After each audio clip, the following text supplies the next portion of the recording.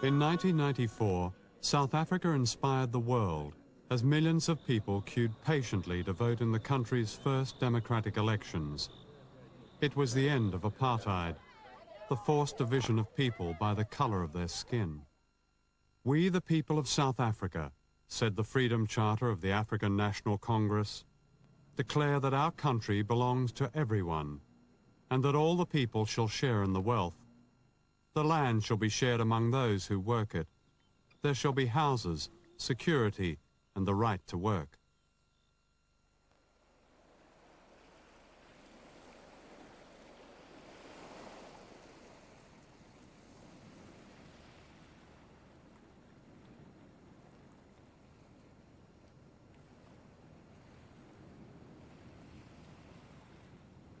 This is Robben Island off Cape Town, where Nelson Mandela and thousands of political prisoners were banished. It seems the right place to ask why those freedoms, for which so many fought and died, are still missing in South Africa. Yes, apartheid based on race is outlawed now, but the system always went far deeper than that.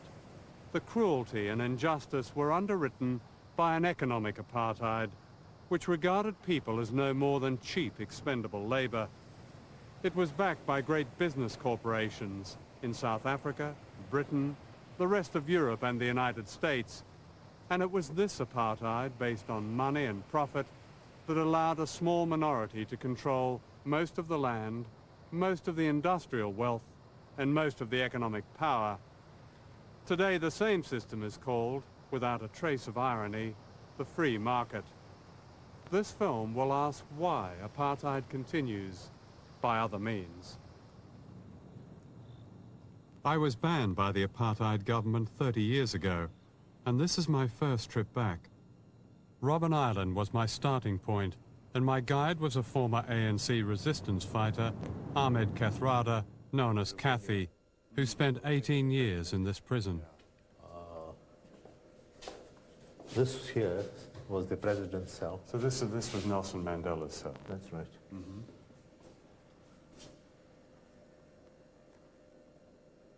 How long did he spend in there?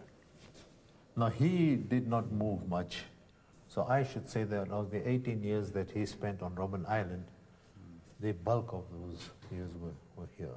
What was in the cell when we first came was a sisal mat and 3 blankets. And after a while, they gave us the felt mat as well. How many years did you have just that? We slept on the ground for about 14 of the 18 years that we spent on Robben Island.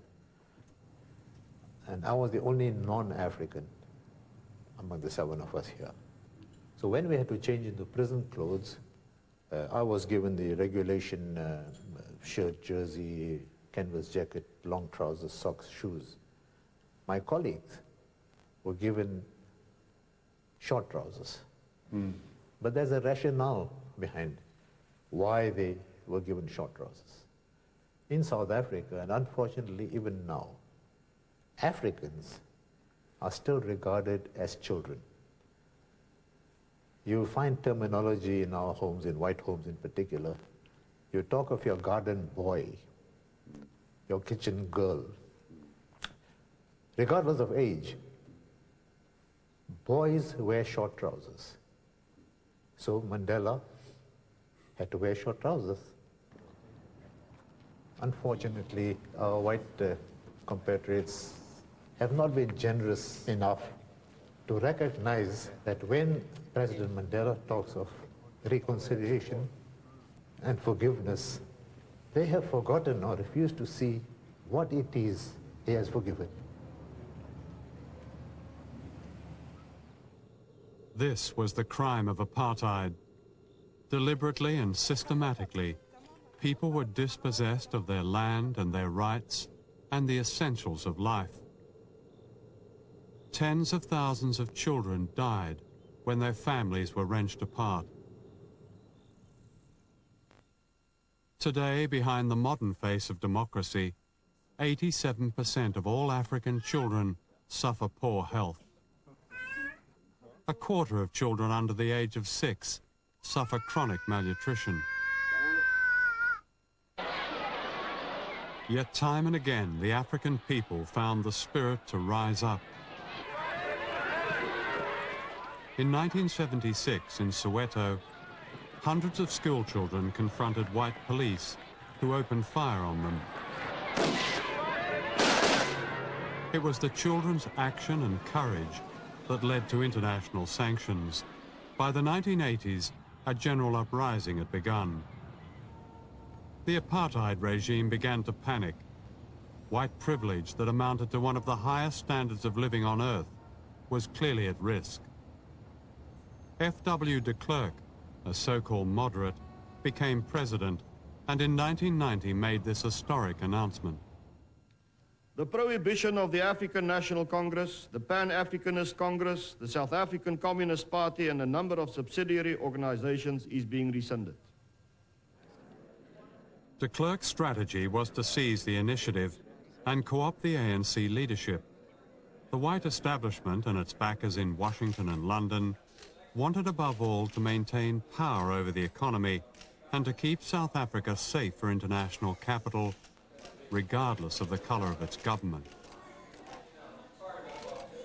Behind these very public meetings, the ANC met secretly with the regime. A special relationship developed in which accommodating the demands of the old apartheid order began to take precedence over the spirit of the Freedom Charter.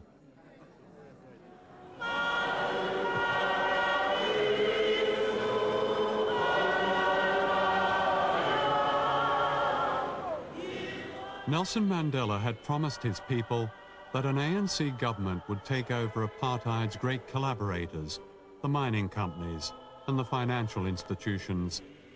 He said, "It is inconceivable that we will ever change this fundamental policy." But this promise was already broken as the ANC agreed to what it called historic compromises. De Klerk saw the writing on the wall, and he knew the economy was on the point of collapse. So he was negotiating for weakness as well. But if you'd pressed him for another year or two, he'd have been totally weak. There'd be nothing he could do. The ANC has always maintained that had it not made these compromises, there would have been a bloodbath.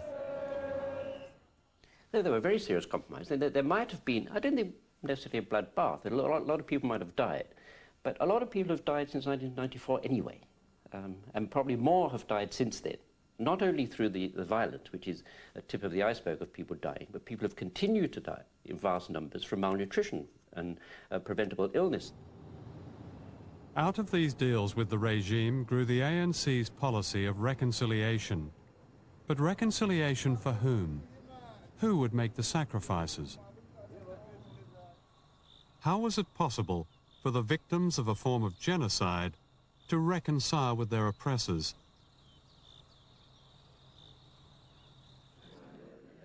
One of the deals was amnesty for the killers, torturers and collaborators. All they had to do was take part in a Truth and Reconciliation Commission, a kind of public confessional in which they didn't have to say sorry and there was no justice, and people got away literally with murder.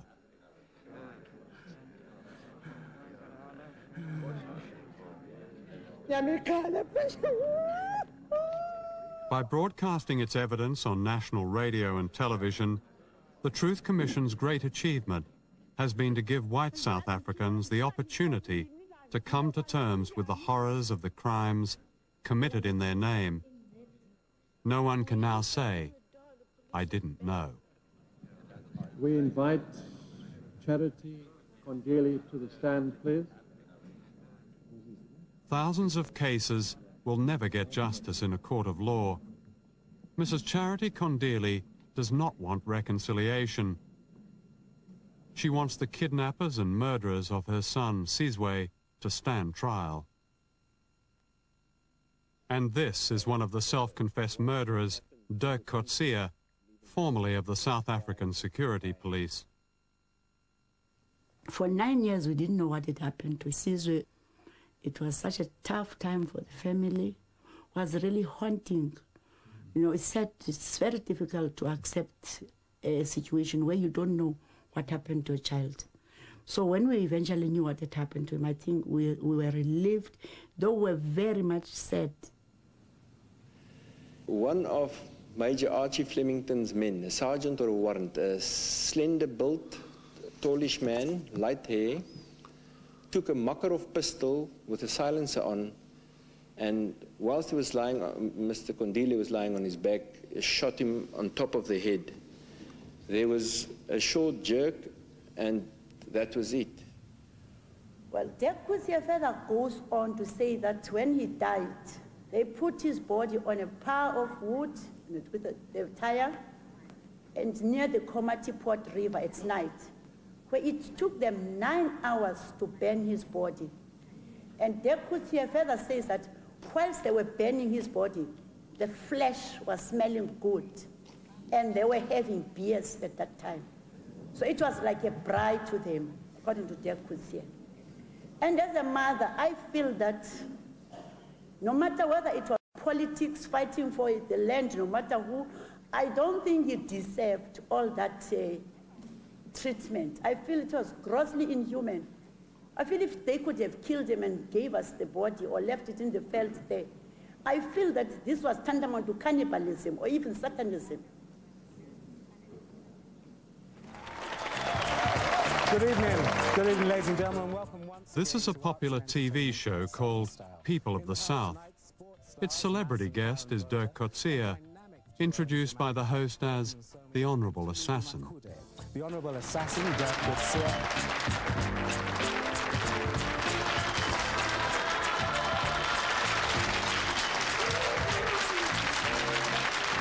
So, Dirk, welcome to People of the South. Thank you very much. Thank you for the honor of being on your show. I appreciate it. Our honor entirely. What would you say, as a young man, if anything, pointed you towards the direction of the police force? Was it as a young man that you thought, I want to be a copper?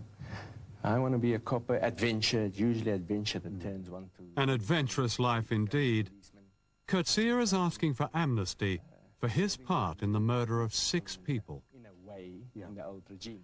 I feel that if the Truth Commission is going to recommend amnesty for the murderers and people who violated human rights, if those murderers could be punished somehow, that would be justice as far as I'm concerned.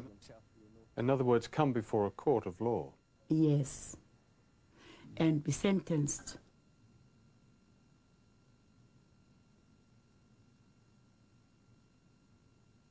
They're looking at what one individual did to another individual. But apartheid was not about what one individual did to another individual. It's what about a whole system did to a whole nation of people.